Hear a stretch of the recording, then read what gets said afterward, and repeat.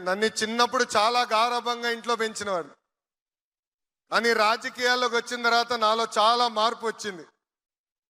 2019 ఎన్నికల్లో గౌరవ ముఖ్యమంత్రి గారు అన్నారు, నువ్వు ఎక్కడ పోటీ చేస్తావంటే మంగళగిరిలో పోటీ చేస్తా అన్నా. ఆయన అన్నాడు, ఎందుకు, ఎప్పుడు గెలవని నియోజకవర్గం కదా అని. అందుకే నేను పోటీ చేస్తాను సార్ అన్న. ఓడిపోయా. నా వల్ల గౌరవ ముఖ్యమంత్రి గారు అనేక అవమానాలు ఎదుర్కొన్నారు. కానీ ఒక పట్టుదలతో, ఒక కసితో నేను పనిచేసి తిరిగి అక్కడిని నేను గెలిచా. ఇది మీ అందరికి ఎందుకు చెప్తున్నానంటే, ఒక పట్టుదల, ఒక కమిట్మెంట్తో పనిచేయాలి. విద్యా వ్యవస్థలో మనం మార్పు తీసుకురావాలి.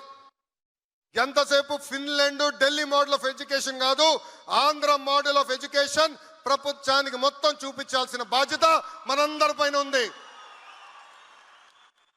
గౌరవ ముఖ్యమంత్రి గారు అడిగారు, నీకు ఏ శాఖ కావాలంటే విద్యాశాఖ ఇవ్వండి అన్న. నీ వల్ల అవుతుందా?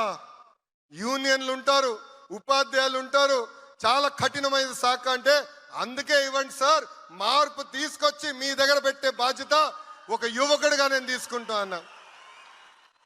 అందుకే ఇక్కడున్న ఉపాధ్యాయులందరినీ కోరుతున్నా, ఇంతేకాదు లైవ్ లో చూస్తున్న ఉపాధ్యాయులందరినీ కోరుతున్నా, రండి కలిసికట్టుగా పనిచేద్దాం.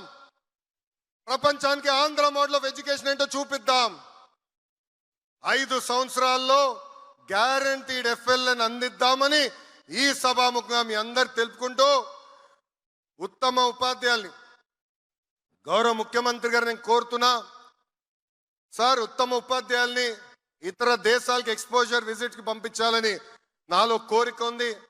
ఫిన్లాండ్, సింగపూర్ లాంటి దేశాలకు వెళ్ళి అక్కడ మెరుగైన విద్య ఎట్లా అందిస్తున్నారు, వాళ్ళ దగ్గర నుంచి మనం ఏం నేర్చుకోవచ్చు అనేది నాకు కోరిక ఉంది. మా ఉపాధ్యాయులందరూ కూడా కోరిక ఉంది. ఆ కోరిక మీరు తీరుస్తారని ఈ సభాముఖంగా గౌరవ ముఖ్యమంత్రి గారిని కోరుకుంటూ, నాకు ఇంత అద్భుతమైన అవకాశం ఇచ్చిన మీ అందరికీ పేరు పేరు నా హృదయపూర్వక ధన్యవాదాలు తెలుపుకుంటూ మీ అందరి దగ్గర నుంచి సెలవు తీసుకుంటున్నాను.